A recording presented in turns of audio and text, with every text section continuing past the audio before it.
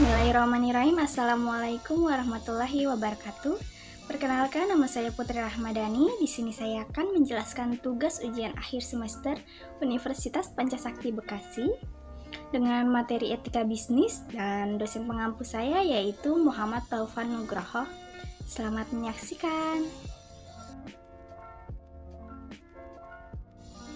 Untuk pembahasan yang akan saya bahas, yang pertama yaitu pasar persaingan sempurna, yang kedua pasar persaingan tidak sempurna, yang ketiga etika konsumen, dan yang keempat etika periklanan.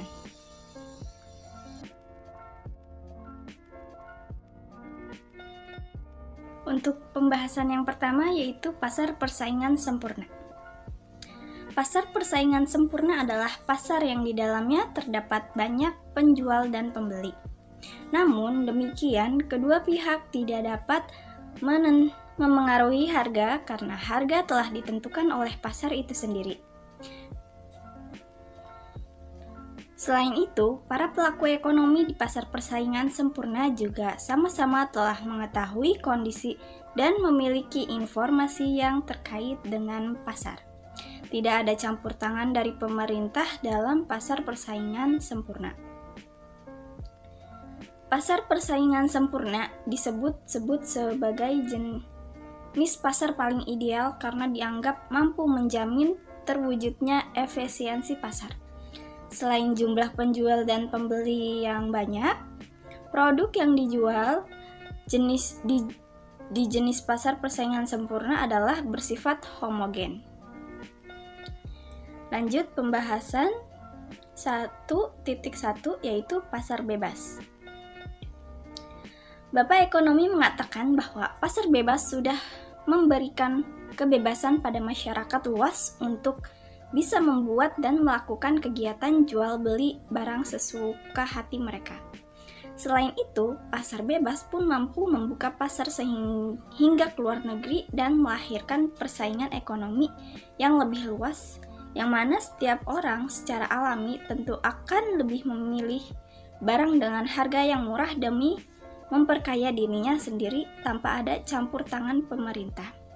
Di sisi lain, David Ricardo menjelaskan bahwa pasar bebas adalah suatu kegiatan perdagangan luar negeri yang melibatkan lebih dari dua negara yang masing-masing diantaranya akan melakukan perdagangan tanpa ada masalah dari pihak pemerintah.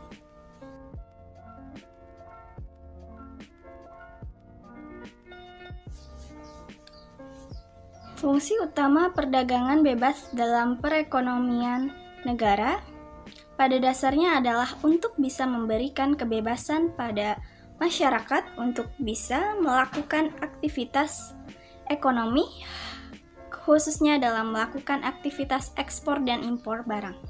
Selain itu, perdagangan bebas juga memiliki fungsi yang baik dalam memberikan informasi terkait harga dan kuantitas permintaan barang. Hal ini akan berdampak pada stabilitas harga barang. Setiap pengusaha pun nantinya akan mendapatkan penghasilan yang lebih atas bisnis yang mereka jalankan, serta memiliki peluang dalam mendapatkan keahlian yang lebih modern. Tujuan pasar bebas yang pertama yaitu meningkatkan pendapatan negara, yang kedua meningkatkan perekonomian negara, yang ketiga memperluas pasar, dan yang keempat menciptakan transfer of technology, dan yang kelima memenuhi kebutuhan dalam negeri. Yang kedua yaitu pasar persaingan tidak sempurna. Pasar persaingan tidak sempurna adalah struktur pasar di mana jumlah penjual lebih banyak daripada jumlah pembeli. Walau berjumlah sedikit, penjual di pasar bersaing tidak sempurna berhak atas penjualan produk tertentu, dan hanya mereka yang boleh atau mampu menjual produk dengan jumlah terbatas. Hal ini menyebabkan terjadinya ketidakseimbangan dalam menentukan harga produk di pasar. Barang yang dijual juga berbeda dengan pasar persaingan sempurna. Jika pasar persaingan sempurna, barang yang diperjualbelikan adalah barang yang jenisnya serupa, homogen. Maka dalam jenis pasar ini, barang yang diperjualbelikan adalah barang dengan jenis yang berbeda atau beragam. Lanjut, 2.1 yaitu monopoli. Pasar monopoli adalah suatu bentuk pasar di mana hanya terdapat satu perusahaan saja dan perusahaan ini menghasilkan barang yang tidak mempunyai barang pengganti yang sangat dekat.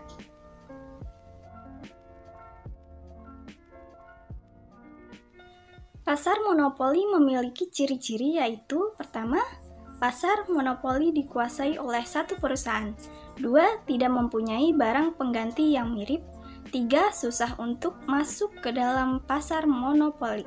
4. Dapat memengaruhi penentuan harga. 5. Promosi kurang diperlukan. 2.2 Oligopoli. Pasar oligopoli adalah jenis pasar yang hanya terdiri atas beberapa penjual untuk suatu barang tertentu, sehingga antara penjual dan satu dengan yang lainnya bisa mengaruhi harga.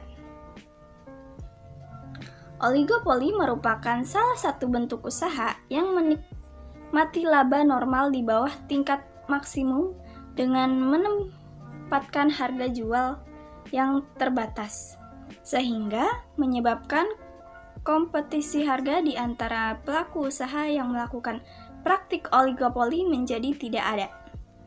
Ciri-ciri pasar oligopoli adalah 1. Menghasilkan barang standar atau berbeda corak. 2. Harga yang tercipta fluktuatif. 3. Sering melakukan promosi.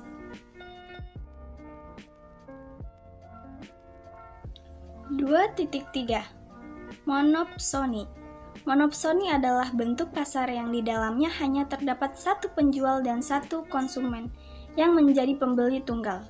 Kelompok pengusaha selaku pembeli tunggal ini menguasai pasar komoditas dan dapat memunculkan potensi persaingan tidak sehat. Monopsoni merupakan sebuah kebalikan dari monopoli yang dikuasai oleh satu penjual besar. Ciri-ciri pasar monopsoni yang pertama, hanya ada satu pembeli. Kedua, harga ditentukan oleh pembeli.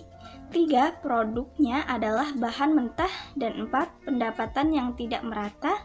5. Sering terjadi perselisihan.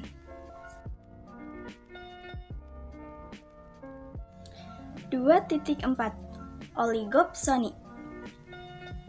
Pasar oligopsoni adalah suatu bentuk pasar yang di dalamnya terdapat dua atau lebih pembeli, umumnya pelaku usaha, yang menguasai pasar dalam hal penerimaan pasokan, atau berperan sebagai pembeli tunggal atas barang atau jasa di dalam suatu pasar komoditas. Pada pasar ini, pembeli merupakan pelaku usaha yang membeli bahan mentah lalu menjualnya kembali kepada konsumen akhir. Dalam pasar ini, pembeli memiliki peranan besar dalam hal penentuan harga barang di pasar tersebut. Ciri-ciri pasar oligopsoni. Terdapat beberapa pembeli. 2. Umumnya pembeli adalah distributor. 3. Produknya adalah bahan mentah. Dan 4. Harga produk cenderung stabil. 5. Barang sedikit. Dan 6. Pendapatan merata.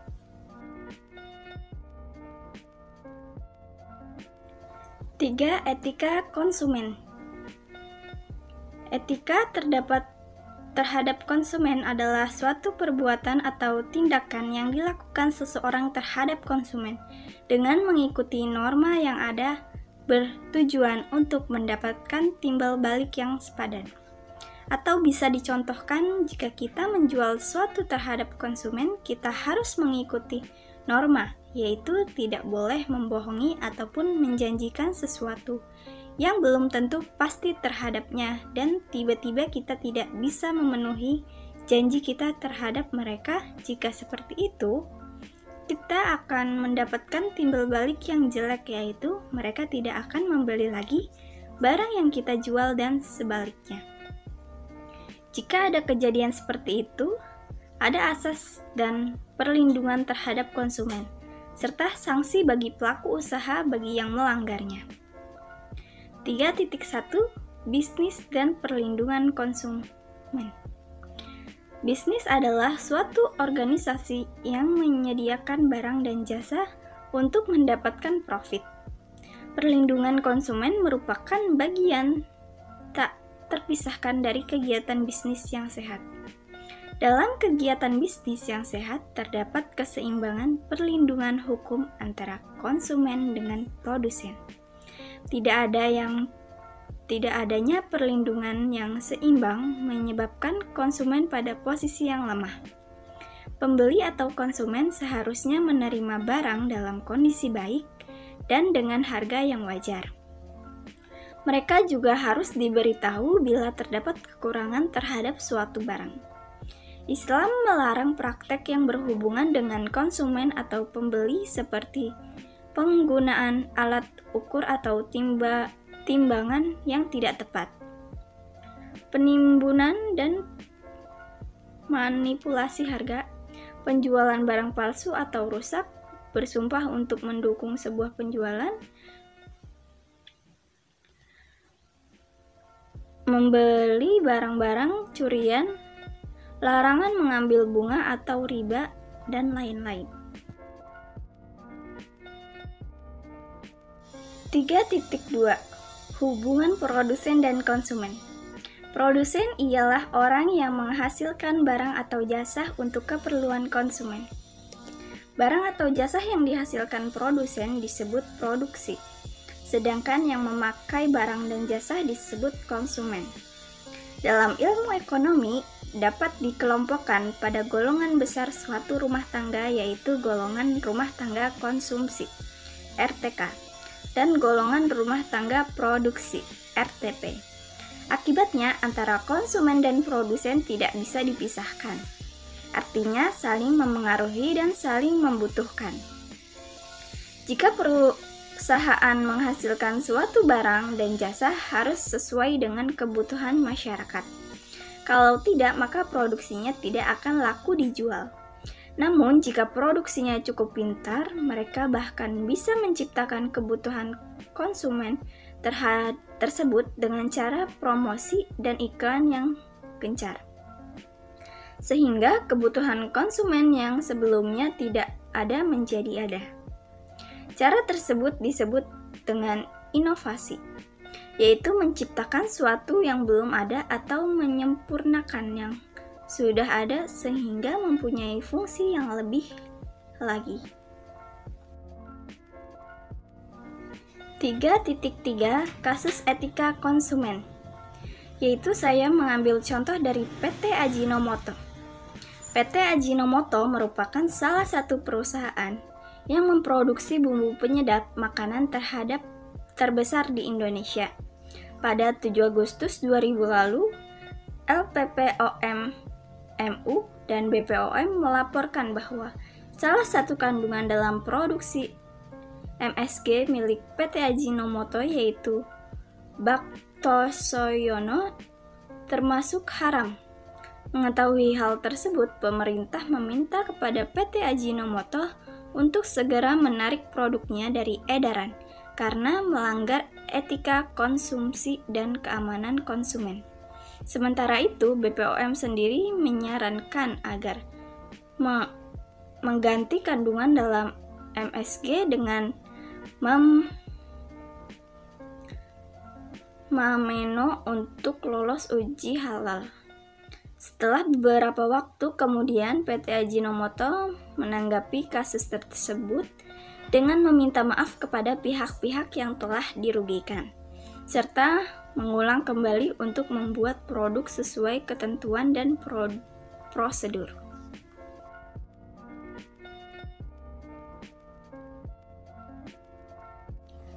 4. Etika periklanan. Iklan adalah pemberitahuan kepada khalayak mengenai barang atau jasa yang dijual. Dipasang di dalam media massa seperti surat kabar dan majalah, atau di tempat umum.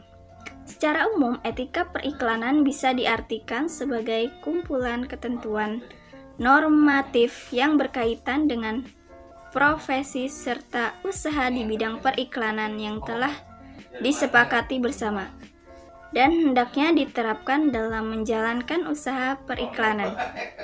Dikutip dari buku ajaran pengantar periklanan 2020, karya Vinah Faurkoniyah dan Muhammad Fikri Ar-Rasyid. Etika periklanan adalah perilaku yang benar atau baik dalam menjalankan fungsi periklanan. Etika berbeda dengan hukum, karena etika lebih mengarah pada kode etik yang dibuat oleh suatu organisasi tertentu dan harus diikuti oleh individu atau kelompok yang tergabung di dalamnya. 4.1 Fungsi iklan. Terdapat beberapa fungsi iklan secara umum yang perlu Anda ketahui. Di antaranya, A. Untuk menginformasikan suatu produk atau jasa ke khalayak. B. Untuk memotivasi konsumen terhadap suatu produk atau jasa. C. Untuk menarik perhatian konsumen terhadap suatu produk atau jasa. D. Untuk mendukung komunitas bisnis-bisnis yang ada.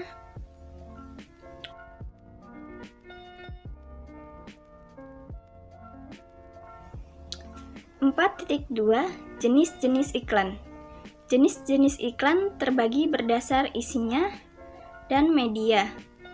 Adapun jenis-jenis iklan berdasarkan isinya ialah 1. Iklan pelayanan masyarakat, 2. Iklan pengumuman atau pemberitahuan, 3. Iklan permintaan, 4. Iklan penawaran atau niaga. Jenis iklan berdasarkan medianya adalah 1. Iklan media cetak, 2. Iklan media elektronik, dan 3. Iklan media sosial. 4.3 Kasus-kasus etika periklanan.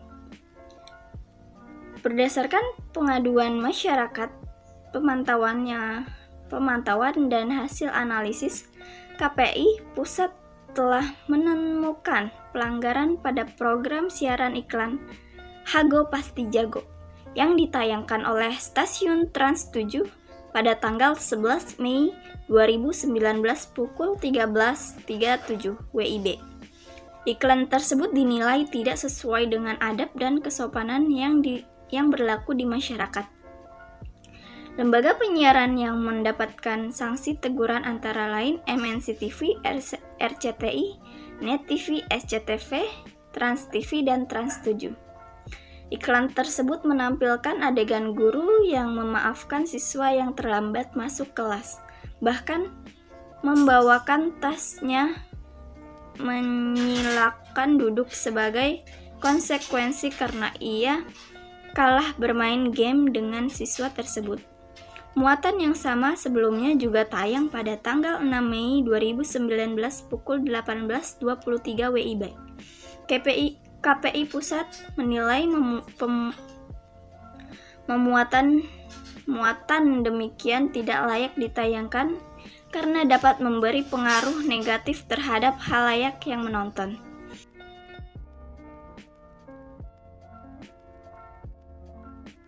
Sekian penjelasan dari saya, kurang lebihnya mohon maaf. Thanks for watching, bye-bye.